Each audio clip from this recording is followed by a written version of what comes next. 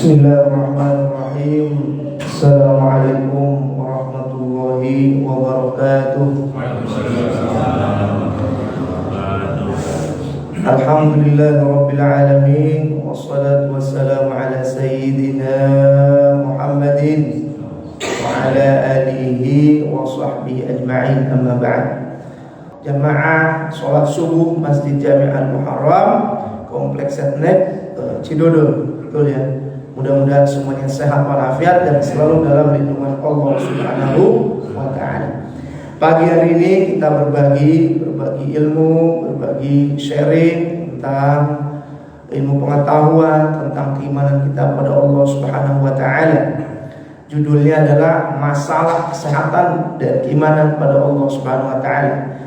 Baik, kita berbagi tentang kesehatan nih. Kalau sehari-hari perkenalan, saya alhamdulillah bisa silaturahim di Masjid Jami' Al-Muharram. Ini baru kali pertama ya kesini, bisa singgah. Biasanya kita di Jakarta Selatan sekitarnya. Ini masuk ke Kebayoran Lama ya, masih Jakarta Selatan berarti. Alhamdulillah. Jaksel itu kan mantap lah ya. Biasanya kami praktek. Nama saya kalau di rumah sakit disebut Dr. Abul. Saya praktek di Rumah Sakit Muhammadiyah Taman Puri, Rumah Sakit Hermina, Podomoro, dan juga Firdaus Hospital. Hari-hari di samping praktek juga mengajar di Pasca Sarjana di Muhammadiyah Jakarta. Kemudian juga menjadi imam rawatib. Ada masjid di samping rumah saya, namanya Masjid Al-Hikmah. Saya imam sejak saya SMP. Jadi SMP saya sudah menjadi imam di masjid kami, dan alhamdulillah atas karunia Allah saya hafal Quran umur 15 tahun saat kelas 3 SMP. Alhamdulillah sampai saat ini hafalan Quran saya masih kuat, dan pernah saya mengikuti kejuaraan di Mekah Al-Mukarramah, tempatnya di Jeddah. Ada pertemuan saat itu namanya Haflun Takrim Wufudul Hufad, perkumpulan para penghafal Quran di seluruh negara. Ada kurang lebih 40 negara. Nah, kalau kita pernah mendengarkan Qori Syekhul Qur'an fil Alam adalah Dr. Abdul Ali Basma. Beliau itu Syekhul Qur'an fil Alam, ibaratnya ini bosnya penghafal Quran. Ada murotalnya 30 juz. Beliau panggil saya diseleksi untuk bisa pembukaan tasmi' Al-Quran pada pertemuan 40 negara itu. Ada beberapa, alhamdulillah kami terpilih dan mengikuti juga 30 juz hafalan Quran. Itu saat umur saya itu 20 tahun, setelah semester 4 di Fakultas Kedokteran. Dan alhamdulillah hari-hari mengajar Quran, terima setoran hafalan, dan juga membina satu yayasan, dan juga saya punya masjid. Dan kalau ibu bapak ke daerah Bogor, Gunung Sindur, kenal gak Pak Ibu Gunung Sindur? Nah, Gunung Sindur ada nama masjid, saya berikan namanya nama bapak saya, karena bapak saya sudah wafat 25 tahun yang lalu, tepatnya 11 September 99. Sekarang sudah tanggal berapa? 8 September. Nah, 3 hari lagi ini 25 tahun, seperempat abad abah saya, ayah saya wafat. Namanya Haji Muhammad Toha. Beliau ketua masjid di Al-Hikmah. Kemudian juga ada perguruan tinggi dari TK, SD, SMP, SMA, kemudian S1. Nah, saya bangunkan masjid. Nah, saya kasih nama bapak saya, Masjid Haji Muhammad Toha. Jadi kalau ibu bapak kesempatan ke daerah Gunung Sindur, ahlan wa sahlan wa marhaban, welcome to Masjid Haji Muhammad Toha, agar mengalir terus pahala buat saya dan juga orang tua saya serta para jamaah, insyaallah. Jamaah sholat subuh Masjid Jami' Al-Muharram yang dirahmati Allah, Rasulullah SAW bersabda, hadis riwayat Al-Bukhari, kita sudah tahu. Ni'matan, kan ada kertasnya ya, boleh diikuti. Ni'matan, semuanya ni'matan. Sekali lagi ni'matan, maghbunun fihima katsirun minan nas as-sihhat wal faragh. Alhamdulillah, jazakallah khair. Nah, hadis riwayat Al-Bukhari. Rasulullah sallallahu alaihi wasallam bersabda, ada dua nikmat, nikmatani itu berarti dua nikmat. Al-misalna nikmah, nikmatun satu nikmat, nikmatani dua nikmat. Ada dua nikmat maghbunun yang banyak orang tertipu, lalai. Fihima dengan keduanya, katsirun minan nas, banyak dari manusia. Jadi kalau manusia itu ada 100, banyak berarti lebih dari 50, 70, 90, hampir. Jadi katsirun minan nas, kebanyakan manusia. Kata Rasul nih, ada dua nikmat yang kebanyakan manusia itu lupa. Yang kebanyakan manusia itu lalai. Yang kebanyakan manusia itu nggak ngeh. Kalau bahasa Betawi ini masuk Betawi kan nih? Betawi apa Jawa nih campuran? Ya, nggak ngeh nih, nggak ngeh, tidak sadar, ya, tidak atau lupa. Dua nikmat kata Rasul, minan nas katsirun minan nas, kebanyakan manusia. Yang pertama adalah as-sihat, nikmat sehat, wal faragh, dan nikmat waktu luang, kesempatan. Ada peluang, ada kesempatan, itu banyak orang lupa. Maka banyak orang buang-buang waktu sekarang. Dengan apa? Dengan main gadget. Enggak dari anak muda, orang tua, anak yang juga main gadget. Anak yang 3 tahun, 4 tahun, daripada dia nangis, mendingan kasih HP biar dia diam. Berapa lama bisa berjam-jam. Kalau nggak percaya, Bapak Ibu silakan kunjungi rumah-rumah tetangga yang punya anak. Rata-rata dia main HP. Kalau kita ke masjid pinggiran, pojokan, anak-anak itu kan zikir. Tapi zikir juga itu, tapi ketek-ketek ini, hampir semuanya. Itu udah masuk invasi pemikiran. Udah usul fikih dari luar, berat yang luar biasa. Jadi generasi sekarang mungkin beda sama generasi dulu. Kalau saya ngafalin Quran dulu gampang, kita duduk nggak banyak hambatan, gak banyak godaan. Saya non pesantren tapi alhamdulillah bisa hafal Quran 3 tahun. SMP kelas 1, SMP kelas 3 selesai. Sekarang belum tentu, kecuali di pesantren karena godaannya berat, HP, gadget. Ya, termasuk juga orang tuanya juga dia ngumpul sama anaknya, sama bapaknya, sama ibunya, semuanya main HP, nunggu di puskesmas main HP, nunggu di masjid main HP, semuanya nggak bisa lepas dari HP. Memang ini gadget bisa melalaikan. Nah, waktu luangnya habis.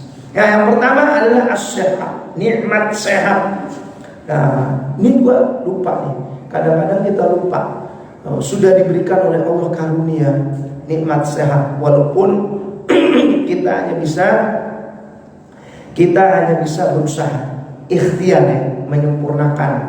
Semua ajal sudah ditentukan. Walikulli ummatin ajal. Setiap umat itu sudah ada ajalnya. Fa idza jaa ajaluhum la yastakhiruna sa'atan wa la yastaqdimun. Kalau sudah ditentukan fulan bin fulan wafat, maka tak bisa maju, tak bisa mundur. Kalau ada nyanyiannya, apa nyanyiannya?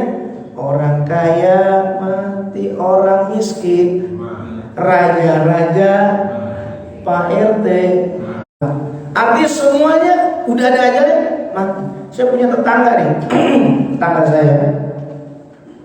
saya belum lama. Dia ngisi kayak saya nih. Hari Sabtu itu hari Sabtu. Ayah ngisi pengajian di masjid Puri Cinere. Lihat tuh di YouTube-nya itu kira-kira 32 menit 31-32 lagi ngisi, tiba-tiba dia ngorok. Langsung jamaah nih kaget kan? Jamaah kaget langsung segera pegang nas. Cuma saya lihat di situ karena mungkin walaupun semua udah takdir ya, qadar, tidak ada tenaga medis.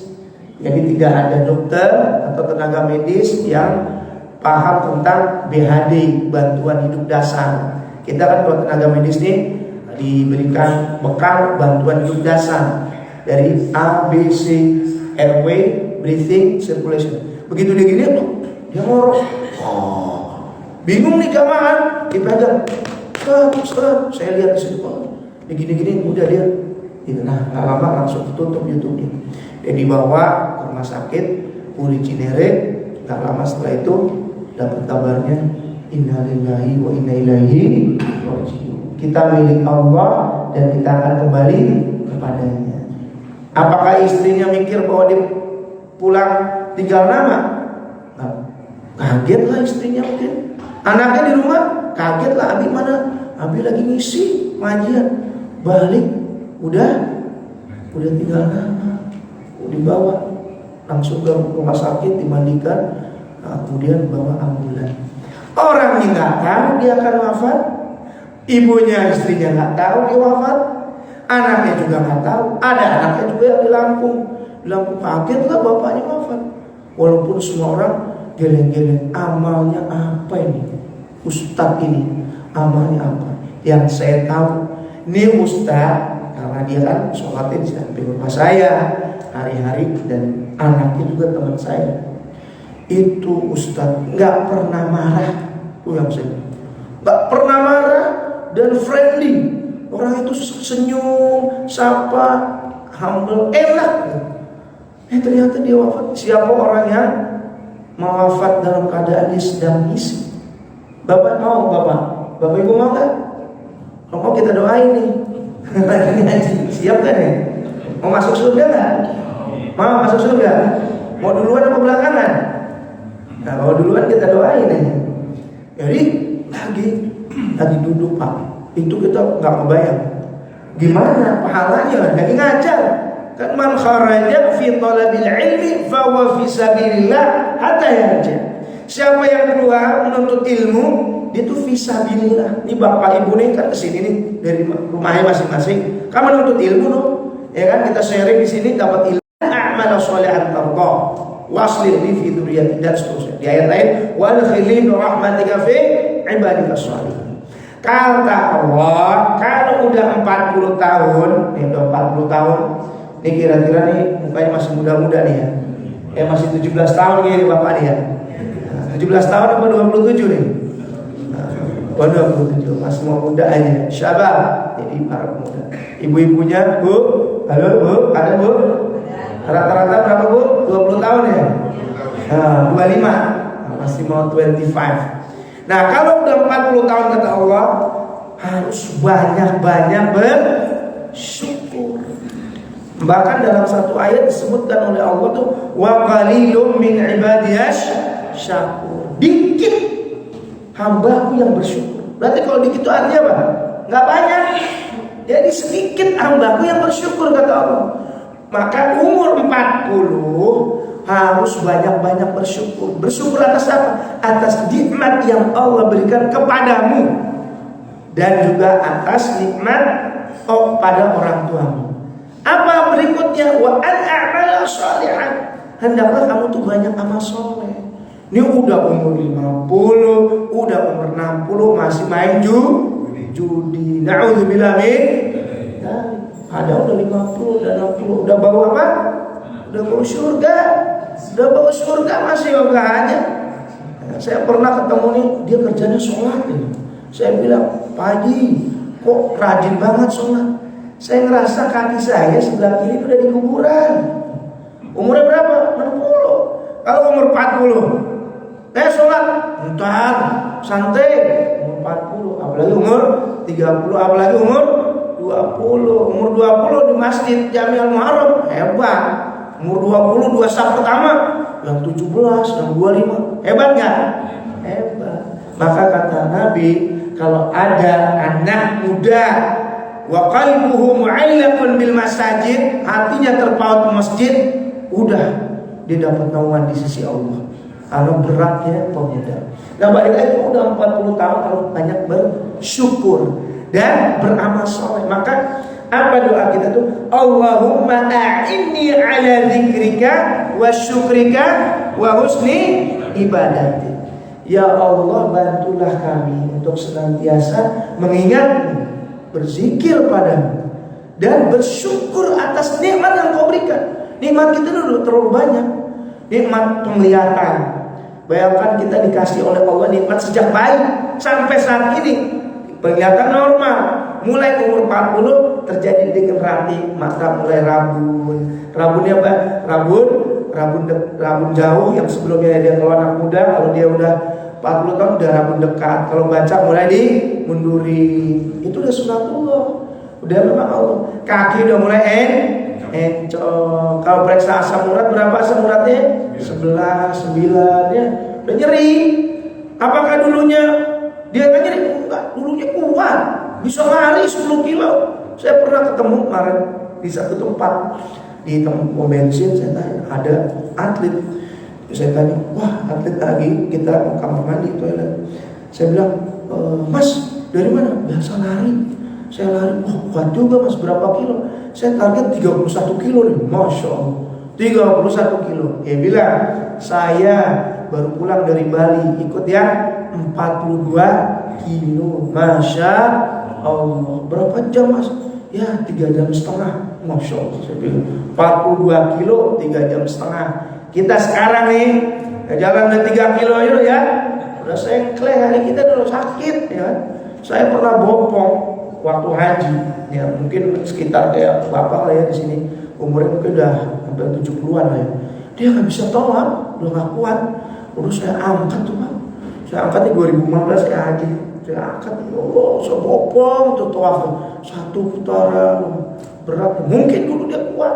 Itu sudah sunatullah. Dalam Al-Quran surat Ar-Rum, surat berapa?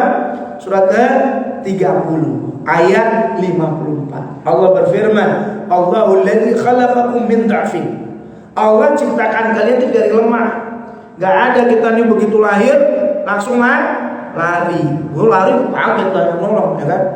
Begitu lahir, kalau gak ditolong ya wafat lah. Pasti ada penolongnya.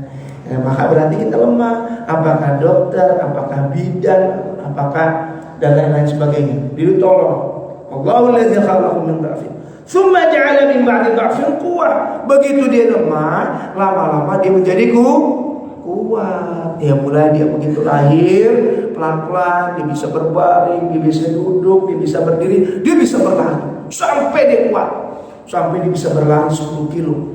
Nah, kemudian tsumma ja'ala min ba'di quwwatin dha'fu wa syaibah. Begitu setelah dia kuat nih, kalau kita lihat siapa yang punya raga? Kakak Rai, ya kan? Kakak Rai kok kuat kan? Kakak Rai apa ada Rai? Ada Rai. Oh, kuat. Nanti pada saat ini ada titiknya jadi dha'fan lagi, jadi lemah. Bahkan wa syaibah. Syaibahnya beruban. Ya. Ibu bapak nih udah ada ubannya, udah ada. Ada orang udah bingkok terus hitam ya, Mas, pengen hitam aja.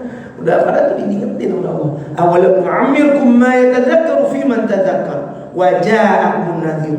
Udah datang untuk peringatan, berat baik itu peringatan dari Rasul maupun peringatan dalam dirimu. Udah mulai kakinya encok, udah mulai matanya rabun, udah mulai rambutnya beruban.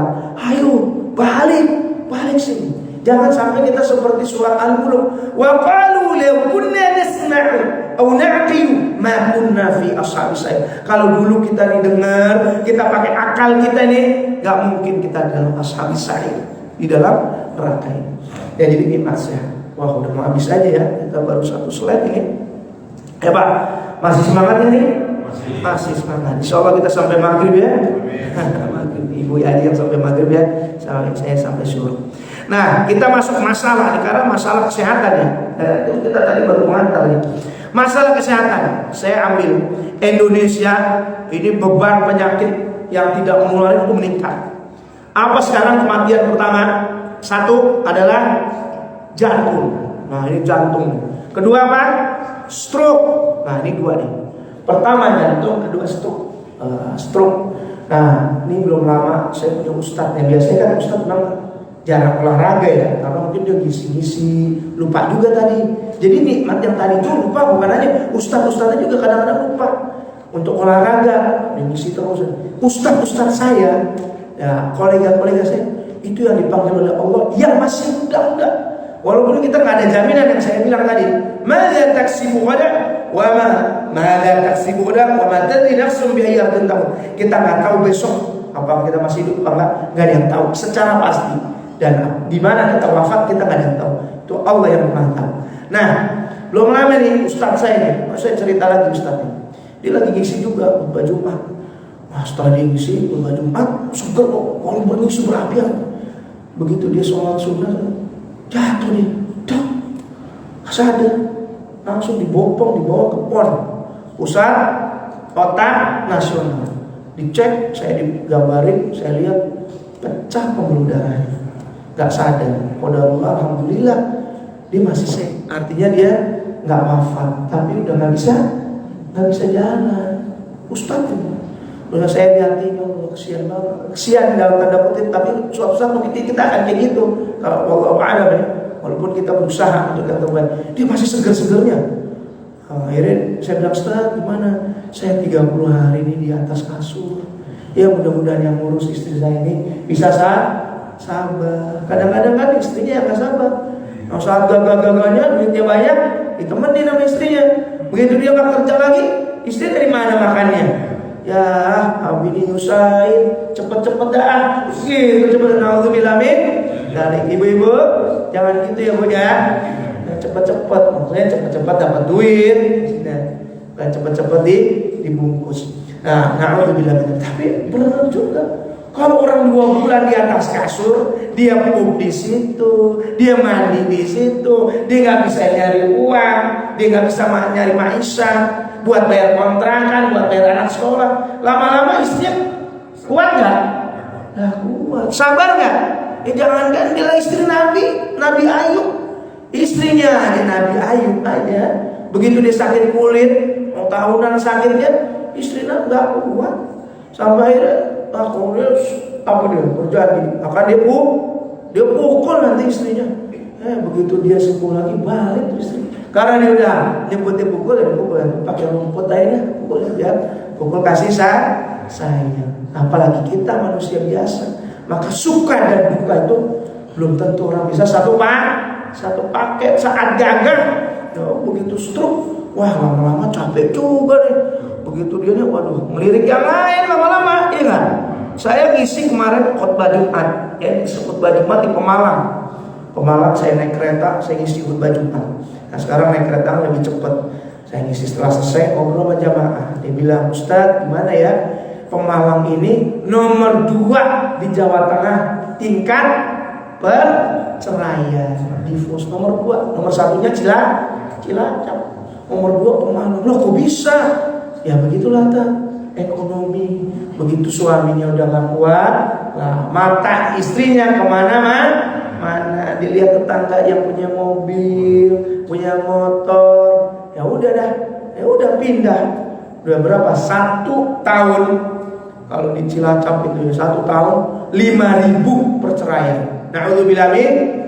Setelah saya tanya ngobrol-ngobrol sama Jakarta, di Jakarta katanya 12.000. Banget ya. Waduh, makalah nih ternyata. Berat. Kenapa? Makanya sekarang ada pelatihannya. Orang nggak langsung aja nikah. Nah, itu ada pelatihannya dari Kementerian Agama nih. Harus 3 bulan dilatih dulu. Jangan aja nekat, apalagi laki-laki modal pistol air ya kan. Begitu sebentar doang pisah dia. Ada orang sebentar, saya datang nih, Anda nikahnya besar, nggak nyampe 4 hari udah pisah. Kata dia, habis bapak yang mau nikah kali, paksain saya. Tapi itu anak ya udah nggak apa-apa, habis 4 hari pisah. Teman saya pisah, murid saya pisah. Ya Allah, udah berat. Padahal mitsaqan ghalidun, ikatan yang kuat. Wah, kita kalau bahas itu panjang. Nah, balik lagi tadi penyakit. Nah, belum lama guru saya lagi nih. Ini guru fikih. Dia guru fikih ahli ekonomi Islam. Sama lagi ngisi ke Padang. Tiba-tiba ambruk, gak sadar. Kita dikabarin, ya Allah, kita berdoa. Gak sadar di Padang. Akhirnya dikirimlah ke RSPAD, Rumah Sakit Pusat Angkatan Darat. Alhamdulillah dia sadar. Tapi udah gak bisa aktivitas biasa. Nah, kalau stroke itu apa sih? Stroke itu gangguan pembuluh darah otak. Artinya otak kita ini kan ada selang-selang ini, pembuluh darahnya ini banyak nih. Itu semuanya kan jalan ngalir. Nah begitu dia sumbat, nah itulah stroke. Ibarat kalau kita nyiram di Masjid Jami Al-Maram itu nyiram tanaman nih, terus selangnya, nah airnya kan kita lancar nih. Nah begitu ada mampet, udah kesumbat. Nah begitu kesumbat udah dia kalau kena bagian apa? Bagian memori, udah memorinya lupa. Bagian motorik nggak bisa gerak. Kalau di sebelah kiri motoriknya udah kanannya, tangan kanan kayak nggak bisa gerak. Biasanya itu bangun tidur bisa nggak gerak. Nggak gerak, nah, udah stroke itu. Atau peluk, ada stroke. Tapi dia nggak pakai ngomong stroke, fulan saya mau stroke besok. Bangun tidur atau pas di kamar mandi. Kalau jantung biasanya gitu. Nah, akhirnya dia nggak bisa gerak, nggak sadar. Nah, kalau pembuluh darahnya pecah, nah tadi saluran pembuluh darah tuh. Kalau pembuluh darah pecah, itu yang disebut dengan stroke hemoragik. Ibarat selangnya pecah nih, nggak kuat karena tekanan terlalu tinggi. Pecah, begitu pecah nggak ditangani dengan baik, wafatnya. Udah habis ya. Udah habis, udah baru pengantar nih ya. 5 menit lagi deh ya kalau gitu ya. Baik, ini kita baru masuk nih definisi sehat. Saya masuk ke definisi sehatnya. Sehat kalau dari WHO itu adalah kondisi yang lengkap atau sempurna dari segi fisik, mental, sosial. Tapi saya tambahin lagi di sini 4 konsep adalah fisik, mental, tadi sosial dan spiritual. Jadi spiritual itu nggak kalah. Orang sehat fisiknya iya, mentalnya nggak sehat. Sekarang banyak orang yang terserang mental health. Artinya mentalnya nggak sehat, fisiknya seger. Apa buktinya? Lihat di video yang viral, istrinya dipukulin oleh siapa? Oleh suaminya. Itu ya Allah sampai di-share berapa yang komen? Jutaan. Yang lihat jutaan. Padahal istrinya sendiri itu dipukul, dihantam. Na'udzubillah min dzalik. Kenapa? Fisiknya sehat, mentalnya nggak sehat. Ya belum lama ada PPDS. PPDS itu orang profesi program yang ikut dokter spesialis. Fisiknya sehat, di Undip. Di PPDS apa? Anestesi dokter bius ya. Lagi sekolah, tekanan nggak kuat. Akhirnya dipulang dibawa obat bius. Dia pakai sendiri, mati. Padahal tuh anak cakep, perempuan masih cakep, masih muda. PPDS, anestesi, orang pintar dari Undip masuknya susah. Dia pulang dipakai tuh, yang macam-macam lah, propofol lah, propofol buat nidurin ya, dia tidur kagak balik-balik. Itu sedihnya luar biasa. Artinya mentalnya gak kuat. Orang kalau udah depresi nih, makanya ibu bapak jangan sampai depresi. Apalagi sekarang ekonomi lagi sulit. Soalnya kemarin isi khotbah Jumat setelah selesai ngobrol jamaah, Ustaz sekarang ekonomi sulit. Saya buka mie ayam bakso tutup, saya buka sembako tutup, udah gak kuat dah gitu. Gak tutup buat hari-hari. Nah kalau itu gak kuat dengan keimanannya, depresi. Depresi dalam ilmu kesehatan jiwa itu sebenarnya stres itu wajar, tapi stres berlebihan itu yang tidak wajar. Kalau dia terus menerus maka dia bisa depresi. Depresi berat bisa menyebabkan suicide atau homicide. Apa itu? Dia bisa bunuh diri atau bunuh orang lain. Jadi masuk psikotik. Makanya hati-hati. Makanya kalau kita ngobrol dengan kesehatan jiwa nih, kolega-kolega saya, apa solusinya? Ngobrol. Solusinya komunikasi. Kita punya anak, jangan sampai dia takut sama orang tuanya, dia nggak punya tempat anaknya, akhirnya merasa tertekan, bunuh diri. Itu di Jepang sering gitu. Dan seterusnya. Ini karena waktunya sudah habis, saya tutup dengan satu hadisnya. Hadisnya yang ada tulisannya di bawah ya. Di bawah itu hadisnya paling bawah hadis dari Rasulullah SAW. Ada kan hadisnya? Bismillahirrahmanirrahim.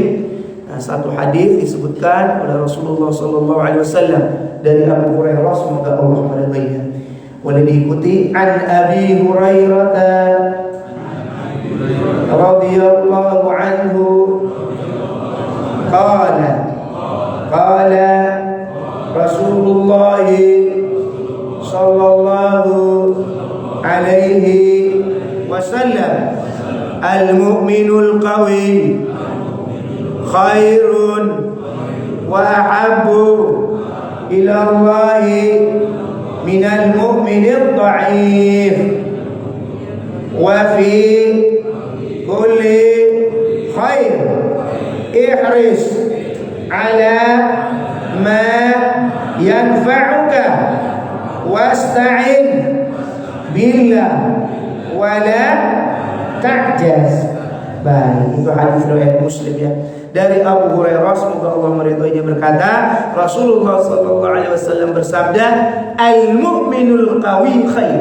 Mukmin yang kuat itu lebih baik. Wa ahabbu ilallah minal mu'minid dha'if, dan lebih dicintai oleh Allah dari mukmin yang lemah. Jadi mukmin yang kuat artinya kuat fisiknya, kuat mentalnya, kuat spiritualnya, kuat sosialnya. Yang 4 konsep utama tadi itu adalah lebih baik dan lebih dicintai. Nah, wa ahabbu itu tafdil, diutamakan oleh Allah, lebih dicintai oleh Allah minal mu'min dhaif, daripada mukmin yang lemah. Wa fi kulli khair, meskipun dua-duanya baik. Ini dua mukmin, yang sini lemah, mukminnya tapi sakit-sakitan, yang pokoknya lemah fisiknya, tapi yang ini kuat, dua-duanya baik, tapi yang ini jauh lebih dicintai oleh Allah Subhanahu wa taala. Nah, kemudian ihris ala ma yanfa'u, harus kita semangat dengan apa-apa yang bermanfaat buat kita, termasuk kita jaga kesehatan kita, manfaat buat kita. Kita isi otak kita nih biar kita bisa berpikir, jangan sampai terjadi Alzheimer. Yang banyak penyakit Alzheimer, pikun. Kenapa? Masih muda udah pikun, lama-lama nggak bisa mikir lagi. Kenapa? Karena nggak pernah diasah. Guru saya ini salah satu profesor bidang paru, dia bilang dia dapat dari orang Jepang. Orang Jepang tuh angka harapan hidupnya naik ya, menjadi sekitar 80-an, 85. Kalau kita itu 75 loh. 75 angka harapan hidupnya naik loh. 75,5 kalau nggak salah ya. Jadi naik. Nah, itu otaknya biar nggak tumpul harus diasah dengan apa? Baca buku, berdiskusi, dengan pengajian. Jadi nggak tumpul. Dan wasta'in billah, dan mintalah pertolongan kepada Allah, bukan kepada dukun, bukan pada orang pintar dalam tanda kutip, tapi minta kepada Allah. Apalagi sekarang ekonomi sedang sulit, kesehatan juga sedang bentar sakit. Kita ini walaupun kuat, tapi Allah Maha Kuat. Maka kita mintalah kepada Allah, dan wala ta'jaz, dan janganlah engkau sekali-kali merasa lemah. Wala ta'inu wala tahzanu wa antumul a'lau in kuntum mu'minin. Gak boleh merasa lemah, gak boleh merasa sedih, karena engkau, kata Allah, adalah a'lau, yang tinggi. Kenapa? Karena kita termasuk orang-orang yang beriman. Wallahu a'lam bishawab.